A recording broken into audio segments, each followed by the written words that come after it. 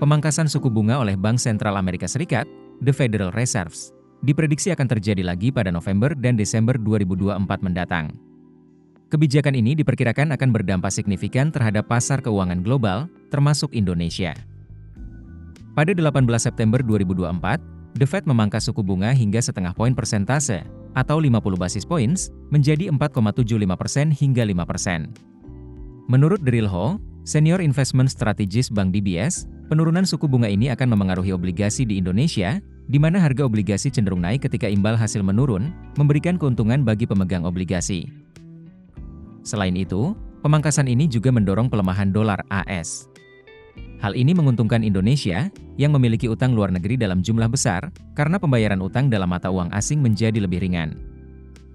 Tak hanya obligasi, sektor ekuitas di ASEAN, termasuk Indonesia, juga diharapkan meraih keuntungan. Joan Goh, Senior Investment Strategist Bank DBS, menambahkan bahwa sektor perbankan akan menjadi penerima manfaat utama. Pasar saham Indonesia, yang didominasi sektor perbankan, akan mendapatkan aliran likuiditas besar. Meskipun margin bunga bersih perbankan bisa tertekan, peningkatan pertumbuhan kredit akibat suku bunga rendah akan menyeimbangkan dampak negatifnya.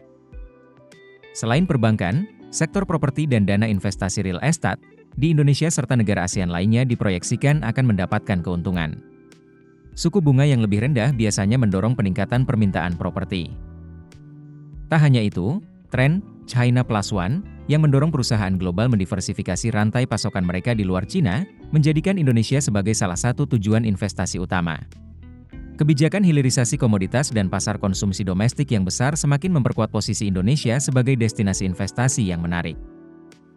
Untuk memaksimalkan keuntungan di sisa tahun 2024, investor disarankan untuk memantau sektor-sektor utama seperti perbankan, properti, dan hilirisasi komoditas di Indonesia.